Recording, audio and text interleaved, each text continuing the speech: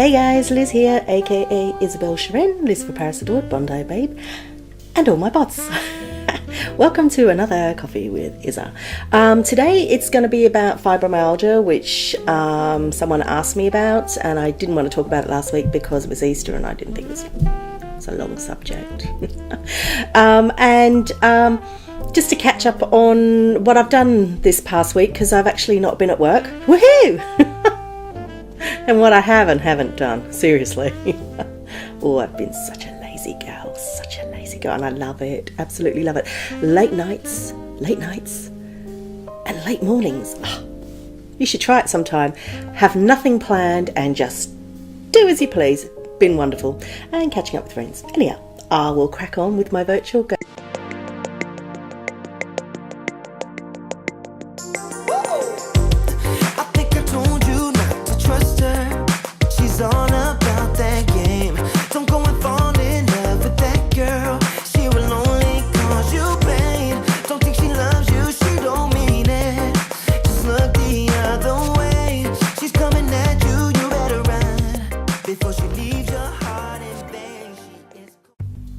You didn't expect me to come back again, did you? Well, I've always said that I was going to eventually sort of start to make these a bit more real. I guess because when you're having coffee with someone, I've had a few comments where people don't identify with a virtual character and they're struggling with it. But I need to say that the virtual character and me are exactly the same. The only difference is how we look. We are exactly the same. It's the same voice, same opinions, self-opinionated opinions. The only difference, like I said, is, my little character is like Barbie doll, and I clearly am not. I'm not a Barbie doll. I never aim to be, never want to be, actually. Yeah, look at this. I'm growing my hair out. Look, I don't know if you can see it. Yeah, look at the grey. Bloody wonderful. I'm loving it. It's funny how we're conditioned all our lives to look a certain way. When I was younger, I used to model. I was nowhere near famous because I was short. I was a short girl. 5'6" is pretty short, especially in the 80s. It was, 80s, 90s, it was pretty short. And I used to do some modelling, and I struggled with the fact that I would have to look a certain way, and I would not be able to eat and do things and have late nights and stuff like that. So that was very short-lived with me because I like to live life. I don't spend my life thinking I've got to look a certain way because a section of the community expect me to look a certain way. I've had moments in my life like that, but on the whole, I kind of live my life how I want to. In some bits I don't like how I've lived it, and some bits I really do. But yeah, this is me. So I am the same person, and as I said, just a different visual, that's all. And I guess I wanted to explain that because I've had a couple of comments about it, and I just need to reiterate that it doesn't matter how you're expressing yourself in what's the visual thing.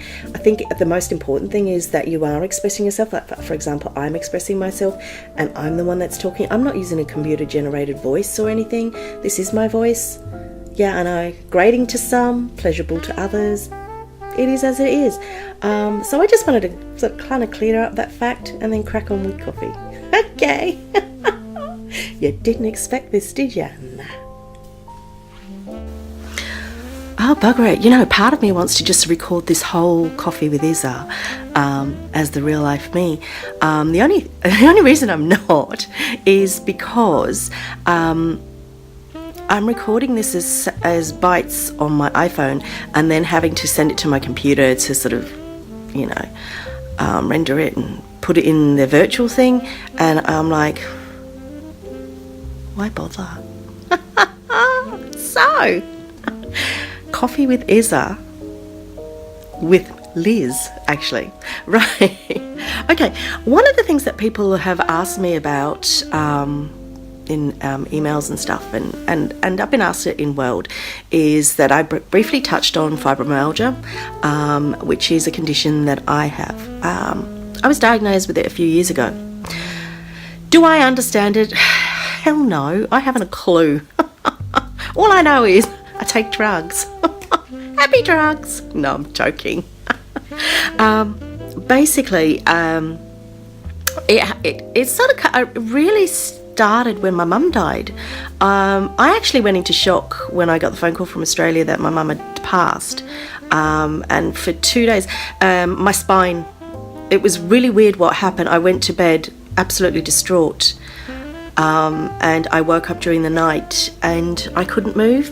I was literally paralysed, and when I tried to move, it was like I had no control of my body whatsoever. Every part of me hurt. It's so hard to explain what happened, and it kind of feels surreal when I think about it now. But basically, I couldn't sleep. I couldn't lie.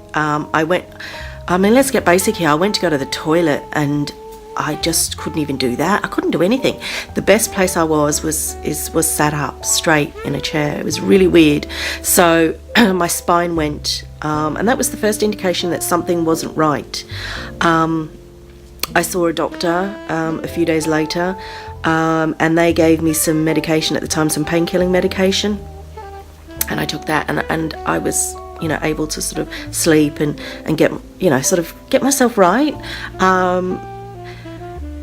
Moving on from that, I struggled, and I had to go to Australia, and I had medication to take with me, and I really struggled with my back and stuff like that. I had to go to Australia for the funeral and sorting all that out, which was stressful in itself. But I was okay when I went. When I came back for about a year afterwards, I had problems. I kept having back problems, shoulder problems, arm, leg, you name it. I hurt in places. My mood swings were really weird. I wasn't perky Liz anymore. Makes me want to cry, actually, because I haven't been that way since then. I wasn't perky Liz anymore. I changed. I became this other Liz, and yeah. Basically, I started to be not the Liz that I used to be. I found everything difficult. I found lethargy sort of creeping into my life. I'd get really tired. And some people would say that's depression. And yeah, I was depressed. I was very low, and I was put on antidepressants around that time as well. But there were these things happening to my body that just didn't seem right, and I kept going back to the doctor, and I kept saying, why am I like this? I feel like I'm ancient. I feel like I'm old. And she just kept saying, oh, you're depressed and da-da-da-da-da. But I think the real telling factor was about 2014, when... So this is 2 years later, so I'm suffering for 2 years, right? So 2 years later, 2014, I'm due to fly out to Australia again, just on a holiday, actually, because it had been the first time I'd been to Australia after my parents' deaths for just leisure. So I had to go to the doctor, and I said, listen here, my back, I'm sort of numb, and I don't feel right. I can't walk far. What is wrong with me? She sent me to a physio because they thought, oh, physio might help. I went to the physio, and the physio actually said, I can't treat you. I can't put you through physio. You need to be referred straight away for an MRI scan. The MRI scan happened to be on the day I flew out to Australia, and I said, I'm sorry, I can't go. So basically they made me another appointment, and they said it was very important that I attended the scan. So I had to cancel part of my holiday to Australia and bring the dates forward, which cost me money and everything, to attend this scan. And I went for the scan when I came back, and they found that there were 2 points in my spine, along my spinal column, that had disc problems. So I thought, oh, okay, that's the issue. This is why I feel the way I do. I've got disc problems. The reason I found out afterwards that they had treated it as an emergency, because I had explained numbness. There is a I can't remember how to say it, but it's saddle paralysis, and they were worried that I had this. Saddle paralysis is another way for saying it, which could potentially have made it that I would not be able to walk, which was pretty scary in itself. So anyhow, so we knew that I had that. So they gave me medication, sort of pain management medication. So I was taking that. But towards the Christmas, so when we're going to December of 2014, okay, I started to have moments of, so I'm still feeling pain, I'm still feeling all these things, but I started to have moments of feeling foggy and I couldn't remember things. It was really quite scary. I went to make my bed one day. I made my bed and duvet. Now, I don't know if you Americans would know what a duvet is, and it's like the doona in Australia, duvet in England, and you put your cover over it. Now, I mean, it's something I do every week on the weekend, you know, change my bedding and wash it and stuff. But I stood there for 20 minutes staring at my duvet, not knowing how to put it over my duvet, the cover. I stood there and I'd forgotten how to make my bed. I absolutely was petrified. I cried for ages. My son came home and he was like, "Mum, what is wrong?" And I don't know how to do this. And it was really weird. And I thought, oh, okay, I must have had a bad night's sleep. A couple of weeks later, I had more or less the same situation. I had situations in work where I would be working and then suddenly I'd go, hang on a minute. Did what happened just then? Or I'd pressed to print something and I'd actually pressed like 100-time copies instead of one, and silly little things like that. So I went back to the doctor and I was sent for a series of blood tests. So it was a full range of blood tests just to see what was going on with me. And the results came back just before I was due to fly out to France for Christmas. Flipping unbelievable, isn't it? We need you to come and you need to have your B12 is extremely low, Liz. You need to come in. I'm like, no, because the B12 to start with, I had to have an injection every 2 days to build up this level that I was lacking. I said, I'm sorry, I can't do it. I'm flying out. No, this is really essential. You need it. But I went to France, you know, as you do, and then when I came back, I started the course of injections. So every 2 days I had them, and what they explained to me was that my B12 was so deficient. This is what was affecting the memory. B12 is actually also important for nerve ending pain. And then they started doing physical examinations on me. So I had 2 doctors doing them, and there were pressure points in your body when they're looking at fibromyalgia. And it's one of those not exact sciences, I think, because I still don't even understand it, and I've been diagnosed since 2014. No, 2015 actually, I tell a lie. And basically they said, you know, you're suffering from 16 points in your body, which indicates fibromyalgia, and also the B12 and lack of sleep, the fogginess, all of that. Basically, the B12 is something that helps with, obviously, memory, but it also helps with nerve ending pain. So when you suffer from fibromyalgia, you know that I could just go like that, and seriously, I hurt. I mean, just doing it now, I hurt. But someone else doing it would find it pleasurable. I find it's like a pleasurable pain. So I suppose if you were to do that, I'd probably get pleasure pain. I don't know. That sounds weird. Anyhow, so I would feel that way. So the B12 actually helps with that.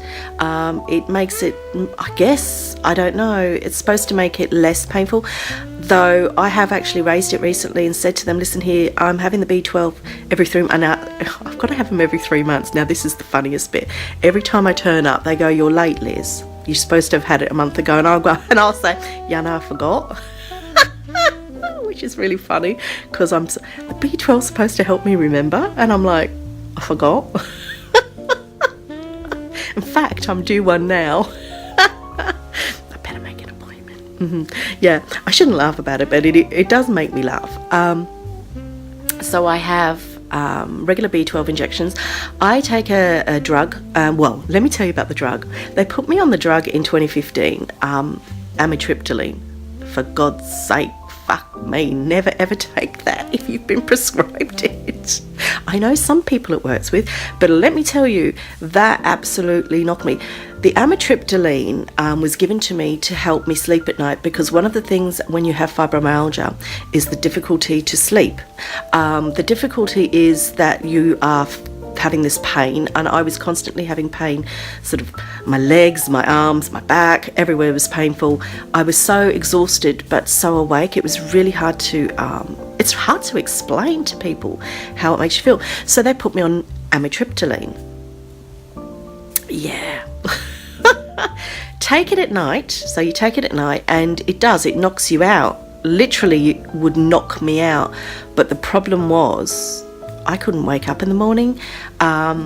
If I didn't have my alarm clock on, I would be in bed till about 11. That's how much it hit me. Luckily I have my alarm clock on, but I would get up and go to work, and I felt exhausted. I would go to work, and I actually didn't come alive till 11 o'clock in the morning. And it was after a few weeks that people started to say to me, Liz, you look like you haven't slept for years. And I'm like, I'm having the best sleep. I'm like knocked out, but I feel so tired. So it was really affecting me like that. I started putting on weight. I don't know if it's an indication of the drug, but someone I know in the union who's a mental health nurse said to me that amitriptyline used to be used at one stage for anorexics, and I don't know if that's how factual it is, but it helped with their appetite in the olden days. So kind of like, I thought, what the hell? So I was putting on weight, but I think for me the big thing was when I had to ring the doctor and go there in his emergency because I felt chest pain, and I was getting the sharpest crushing chest pain. I thought I was having a heart attack, and they took me off the drug immediately. I was then put on another drug called nortriptyline. Triptylines seem to be a famous fabulous name for things. Tripping. I'm only joking, you don't trip. I was put on nortriptyline, and I've been on it ever since. I take nortriptyline at night. It doesn't put me into that deep sleep that amitriptyline did, thank God, because I couldn't wake from it till about 11 o'clock the next day. It just helps me sort of relax and go into a sleep. So when I wake up in the morning, I go, I've slept. I've had a dream, I've slept.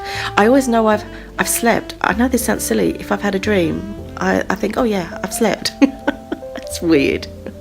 But then I think dreams make your minds. But anyhow, yeah. So I'm on amitriptyline. I still have to take medication for pain relief, and I take a number of drugs. It varies, and of course, as people might have known if they watch Coffees for the last year, I had problems with this shoulder, and I had problems with this shoulder, where both of them went, and I was in excruciating pain, and I discovered naproxen. Oh yes. But you can't see, the problem is with naproxen and cocodamol, you can't take these drugs for too long because they cause other problems. I mean, cocodamol, I mean, goodness sake, if you want to go to the toilet, you have to take things, and yeah, I don't like all that. So I don't manage my pain probably like a lot of people do and take medication all the time. I don't like doing it. I don't like to rattle and roll. I think the only drug, well, the two drugs that I take with guarantee are my nortriptyline and my blood pressure medication, because every time I come off of that, I know that I've come off of it because I start having headaches, my mood swings, everything, and my blood pressure becomes higher. I mean, my blood pressure's high anyhow, but it gets really high if I stop that, so I don't. So I take those two, and when I'm in pain, I just take either cocodamol or naproxen. I don't know if that's okay to do, but I've been doing it and I'm managing it okay. The other issue with this fibromyalgia lark is it doesn't go away. Well, it just doesn't go away. I guess I hope to one day wake up and it would be gone and I would just be old Liz. But I'm not. I'm not old Liz. I'm a different Liz these days, and yeah, it is hard to live with, and as you can see and hear, I'm getting a bit teary about it because I used to be so much more active than I am now. If I try and be active, I have good and bad days. So if I go for a walk, there are some days I can walk around the lakes. I live by lakes, and it's about an hour walk. and I can do it. Other days I can walk 10-15 minutes into that, and then my back is killing me. I'm in excruciating pain, my hips, my back, my shoulders, everything, and I just have to sit down. So yeah, it has altered my life, and from many people I've spoken to, they've said that it actually is debilitating, and it's likely to get worse. And I didn't believe that at first, but now I'm actually starting to see that, yeah, it does. And so I'm starting to study things on the internet about different ways to deal with it, because I think one of my problems was I didn't accept it. I've always thought it, in Australia, we have these drinks in Australia. I'm not in Australia, but there was this drink in Australia, so you could buy alcoholic drinks that weren't alcoholic, and we called them the Clayton drinks. Well, I used to call fibromyalgia the Clayton's disease, or the Clayton's condition. It's the condition you're having when you're not really having a condition, because they don't know what it is. But I can tell you now it exists, and I can tell you now you feel it, you experience it, and it does really impact your life. So if you know people that say that they've got fibromyalgia, don't for 1 minute, just because you cannot see anything doesn't mean it doesn't exist. It really does exist. The pain is real, the tiredness, the fogginess, the lethargy, all of those things are real, and it's a very difficult thing to live with. So yeah, anyhow, that was my experience that I wanted to convey to you about fibromyalgia. I'm not a clinician. I can't give you miraculous cures, or I'm just telling you what I have to do. Diet does come into it, and some sort of exercise. I'm pretty poor on diet and exercise, because I'm like, really? But I've decided that this year I'm going to try and be a lot better than I have been, because I need to be. You know, I'm a grandmother, and I want to be able to run around with that child. I don't want to end up being that old lady that sits there and goes, oh, can you pass me this? Oh, sonny, come here and sit on my lap. I can't reach you. I don't want him to think that. Anyhow, so I want better things for my aging, so I'm looking at that. So I'm doing a few studies on the internet and looking at different things, and Ayla Pants actually sent me a link to Family, so I'm having a look at that. I think the as much information gathering we can do, we can deal with it, is how I see it. And if you suffer from it and you're managing it, it'd be really great to hear from you. You don't have to do it underneath this video, because I understand about privacy and stuff like that. Just send me an email, coffeewithisa@outlook.com, and just let me know what your suggestions are, what you might have experienced and what's helped, because I really would be interested, believe me. Because trying to live like this is painful. Yeah, and I try and lead as much. I lead a really busy lifestyle. Some people have said to me maybe that's not helping me because I lead such a busy lifestyle, but I'm of the mind that the minute I stop leading a lifestyle that I'm busy and I'm doing stuff, well, I might as well be dead. Because I know when I'm busy and I run around doing things and then I sit down, and this is part of the condition, when I sit down and I take a breather for half an hour, watch a bit of telly or something, the pain in getting back up and moving again, everything seized up. So it's best that I don't. It's best that I just keep going, and I think I'll probably have to do that until the day I die, I guess, because I don't want to give up. I don't want to accept this, and I don't want to be one of those statistics. Yeah, there are statistics, and I know of a few people that are actually quite disabled by fibromyalgia, and it's really difficult. I don't think of myself that way, but I don't want to be that way either. So I will search and do whatever I need to do. Anyhow, so that's me sharing fibromyalgia. As for my last week, it was very interesting. I had a whole week off. There was Easter, and as you know, I got pretend married. April Fools. Couldn't help it. to Fur Boy. He knows I call him Fur Boy. Yeah, but yeah, I just couldn't help it. It was, yeah, do you know what? I found it funny that Easter was on April Fool's Day, or April Fool's Day was on Easter. I thought, that's just really uncanny. And then, of course, I had family on Monday. My last coffee, I was actually cooking when I messaged you all, and that went absolutely swimmingly. And at the end of this, I'm going to show you what the roast lamb looked like. Yes, I am. I'm so proud of it. Yes, I did a wonderful job. Fed 9 people. I'm an outstanding cook, can I just say? Outstanding. Now I'm just pat myself on the back. And then I've had all of last week off. I took annual leave from work, which was really much needed. I had no plans of anything, and that was the whole idea. No plans to do anything. I caught up with a couple of friends and had a little cups of tea and a gossip and stuff like that. Other than that, I did nothing. I stayed up late, got up late, lazed about, did sweet FA. I was longing for months for sweet FA. Seriously, I was. And it was so nice to just do sweet FA. My son would come home every day and go, what have you done today, Mum? I'll go, nothing. It's been great. I've done nothing. Apart from housework. I'm quite OCD. So every day I do that. I get up and do that. And then I'm lazy. So it's been really nice. And then this week, I'm not at work again either. I know. I'm on a part 2 of my health and safety training for the union. So there's two modules to this course, so I'm on this. Back all with those wonderful people again, which I'm really looking forward to. And yeah, so, and it's spring. Spring has sprung. Yeah, but I need to go on a diet. Yeah, I've left it a bit late. You know that who ate all the pies saying? That's me. That's me. I ate all the pies and all the chocolate. Anyhow, I'm going now. See you later. Have a nice week, and I will see you next week with Coffee or Isa, or Isa for Coffee, or Coffee with Isa. Bye.